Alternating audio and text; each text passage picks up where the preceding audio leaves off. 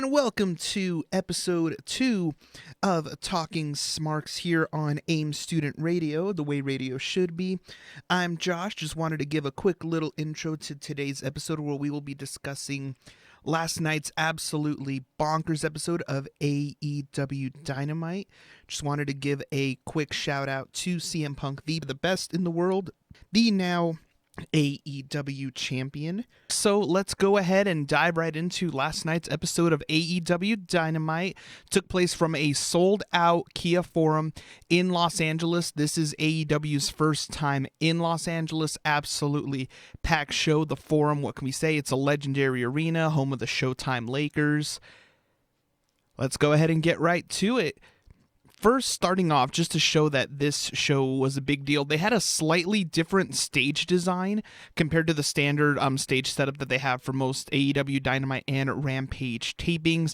They had, looks like, a giant flat screen and then LED screens, looks like, on the floor, lining it almost all the way to the ring on the entrance ramp. And they wasted no time getting this show started. We kick things off with a trios tag match, the team of the new AEW World Champion CM Punk teaming up with FTR. Now, there is certainly a lot of storyline here.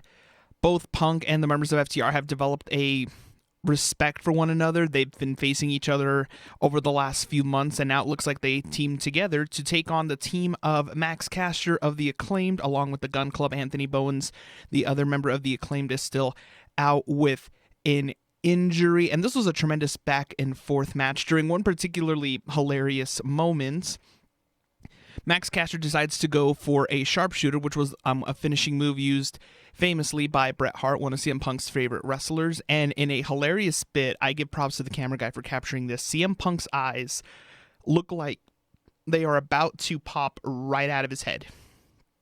It is utterly hilarious. It was instantly made a meme online all over wrestling Twitter. The team of FTR and Punk win, with the finishing move being a combination of the GTS, which is CM Punk's finishing move, countered into, or transitioning into, the Big Rig, which is of course FTR's finishing move, as well as a tribute to the late great Brody Lee. After the match, Punk decides to get on the mic, cuts a promo about being the world champion and knowing that he has to get better, but also AEW and New Japan Pro Wrestling have their joint show, Forbidden Door, coming up later this month. Punk wasted no time, said, "Forbidden Door, show me who I got." And out comes Hiroshi Tanahashi, the ace of New Japan Pro Wrestling, one of the best wrestlers in the entire world, and has been for quite some time now. This is going to be a match for the ages. I can't wait to see it. Up next, we had the moment that many of us had been waiting for, as after this past weekend, everything surrounding MJF, it was announced earlier that day that we get to hear from him, which was a little bit odd because many of the wrestling dirt sheets said that more than likely after the events surrounding the Fan Fest and MJF not showing up over Double or Nothing weekend, that maybe he was going to be written off of television for a while, and it certainly seemed that way after taking the bludgeoning from Wardlow and getting stretchered out of the arena. It seemed very much that way. Turns out to not be the case. MJF comes out with his entrance, all the pomp and circumstance in the world, absolute chorus of boos. I mean, it takes a special someone to be able to have 15,000 people booing all at once. He wastes no time, brings up the situation with his contract and how little he gets paid compared to many of the other members of the AEW roster, even though he essentially outperforms all of them. And he also spews venom at the fans, stating how quickly their opinions change. Also mentions how Tony Khan, the owner of AEW, seems to be more comfortable shelling out bigger deals to many ex-WWE wrestlers who have made their way over to AEW instead of a talent who, in his words, has been busting his expletive for him since day one. And it's kind of true. The amount of ex-WWE stars currently in AEW, it's It's quite a few nowadays, and I'm not saying necessarily that it's a bad thing, but it is alleged that quite a few of them get some pretty big money deals. MJF also uses this to segue into whether he would get more respect from the boss and be treated better if he himself was an ex-WWE guy. This is not the first time MJF has teased leaving to WWE when his contract expires. So naturally, the crowd begins to boo. Some cheer, some boo. And it is a chaotic scene.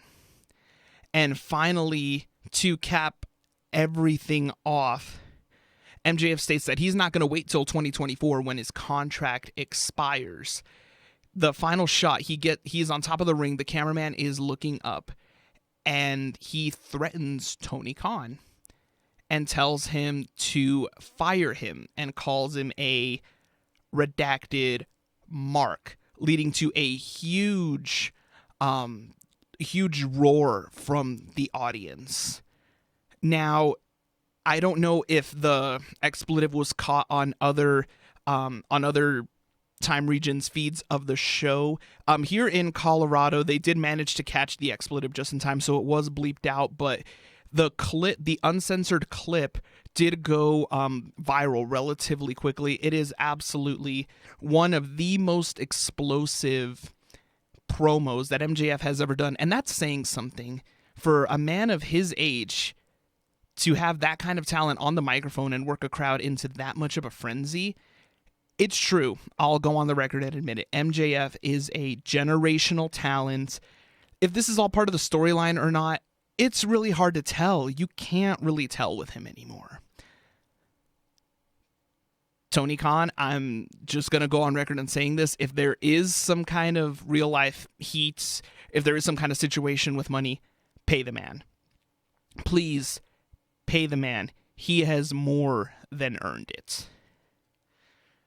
After the fallout from the MJF pipe bomb, that's essentially what many are calling it now, the Pipe Bomb 2.0, a famous reference to CM Punk's own Pipe Bomb back in 2011, which also set the wrestling world ablaze. After this, Johnny Elite, who has been showing up on AEW TV the last couple of weeks, had an open contract to fight anyone in AEW. He makes his way out to the ring. We await his opponent, which turns out to be none other than the returning Miro. Miro has been gone since Full Gear back in November, had to deal with recuperating from a handful of injuries. He's back full strength, looks even more shredded and even bigger than ever, which I didn't think was possible because Miro is a very, very muscular man. He's even bigger. After a pretty good back and forth, Miro wins, hits the game over, which is his submission maneuver on Johnny Elite. Almost looks like he broke him in half, even though we all know he didn't, but it looked pretty sickening on television. Up next, we had, after the Johnny Elite versus Miro match, we had a brief video recap of the Anarchy in the Arena match from Double or Nothing, which was an absolute bloodbath, to say the least. Outcome, the Jericho Appreciation Society gloating over their victory, followed by Eddie Kingston coming out and threatening to take on all of the members of the Jericho Appreciation Society. At the same time, knowing Eddie Kingston and just his gimmick, it was amazing. And honestly, knowing Eddie, he could probably take them all on. And then this was followed by William Regal, who also came out with Eddie Kingston because they were challenging for a fight. And they announced that the next time that the Jericho Appreciation Society and the team of the Blackpool Combat Club, as well as Eddie Kingston, Santana, and Ortiz, they will face each other in a blood and guts match. This is the second blood and guts match in the history of AEW. It's the same as the old school WCW War Games matches, unfortunately, because WWE owns the trademark name of War Games. They obviously can't use the name, so hence blood and guts. This was immediately followed by Ortiz taking the Mad Ball, which is a sock with two pool cues in it, and dinging Chris Jericho right in the noggin, knocking him down. And then after this, Jericho gets up. He's pouting he's obviously angry. I mean, who wouldn't be? You just got a mad ball to the head. And he announces that he wants to do a hair versus hair match with Ortiz after Ortiz knocks Jericho down and takes a pair of scissors and cuts off locks of that luscious hair of his. So at the end of the day, one of these gentlemen is going to lose his hair. And it's going to be interesting to see how this turns out. Up next, we have a video package from the aftermath of the Double or Nothing pay-per-view. Samoa Joe, after losing the Owen Hart Tournament Finals, he's being interviewed by Alex Marvez. At this point, he does get ambushed by the team of Jay Lethal, Sanjay Dutton, and Satnam Singh. They take Samoa Joe's shoulder and smash it with a chair. So it looks like Samoa Joe may be out of action for the time being. This was immediately followed by the 10-man tag team match, this was something to behold.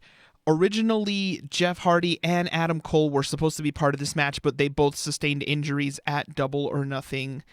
Jeff, obviously, at this stage in his career, he has taken quite a few bumps. He looked a little bit, definitely limping a little bit. He did come out to support his brother Matt in the match, didn't get physically involved. He just came out to, wave to the crowd. But the total 10-man tag team was Bobby Fish, Kyle O'Reilly of the Undisputed Elite, along with Hikuleo from Bullet Club, part of New Japan Pro Wrestling, as well as the Young Bucks, teaming up against a team of Matt Hardy, Darby Allin, Jurassic Express, so Jungle Boy and Luchasaurus, along with Christian Cage. And this was an insane back and forth tag team match. If you've seen any matches with these teams, you know that they are high risk, crazy spots, great camera work, great character work. At the end of the day, the Undisputed Elite won the match for their team with the Meltzer driver. So the Young Bucks, I should say, because it's interesting how they're doing this, because the Young Bucks are their own tag team, but they're part of the Undisputed Elite, which is supposed to be the full team of Kyle O'Reilly, Bobby Fish, Adam Cole, and Matt and Nick Jackson of the Young Bucks. So you have basically groups within groups, and it can, on TV, it can take a little second to kind of remember who's with who. This was up next, followed by a, looks like a hype package. We had the team of Swerve in Our Glory, which is Swerve Strickland and Keith Lee, hyping up being in LA. They're in the Forum, the home of the Showtime Lakers. Swerve naming off various celebrities that are backstage with them. And the famous fashion designer, Jeff Hamilton, gives Swerve a one-of-a-kind leather jacket, which I will say was actually pretty nice. But, this was just mostly to hype up that they are in LA, because it is the first time that AEW was in LA. Up next, followed by another in-ring, or I should say interview, Tony Schiavone coming out to introduce Athena, who made her AEW debut at Double or Nothing, the former Ember Moon in WWE. Huge pop from the crowd, talking about how she wants to be the one to dethrone Jade Cargill and take her TBS championship. Jade comes out to interrupt, going with her trademark. Tony cut the expletive, and both ladies are just jaw-jacking back and forth for a little bit. Jade brings out the baddie section, so Kiera Hogan and Red Velvet. This is immediately followed by Anna Jay and Chris Statlander coming out to back up Athena, and they're getting closer and closer to one another before the ringside officials come back out and backstage officials come out to separate them, because that's going to be a brawl sooner or later. They are very much teasing a trios match with all 6 women down the line. Can't wait to see it. Up next, we have the officially now signed to AEW, not to MJF anymore. We have Wardlow's quote-unquote AEW debut versus JD Drake of the former group known as The Wingman. Wardlow gets a new video package for his entrance. Looks like a lot more flames. Definitely getting across the point that Wardlow is a big deal, because he very much is. This was a quick little squash match. Wardlow wins this time after 2 power bombs, not the 10 he gave MJF, but 2, just a quick one. This is followed by Smart Mark Sterling, who is the lawyer supposedly of MJF, as well as one of the agents for, or the manager of Jade Cargill, coming out and threatening a lawsuit against Wardlow and on behalf of all of the security guards that were that were roughed up by Wardlow over the last few months throughout this feud with MJF. Wardlow just simply takes a look at the papers, sees one security guard still taking a sweet time to leave the ring. Wardlow decides to take the security guard, pick him up, power bombs him too, and tears up the papers, crowd absolutely eating up every second of it. This was immediately followed by the tag match of Dr. Britt Baker, DMD, and Jamie Hayter teaming up against the team of Toni Storm and Ruby Soho. This was a fun little back and forth match. All four women have been feuding with each other over the last few months now. Honestly, they could keep it going a little bit more. There are still, I have a feeling, a couple more matches left between all four women in the tank. Personally, I'd love to see some kind of four-way match between all three, just between all four. Wow, can't talk today. To see, who's the best. Great spots.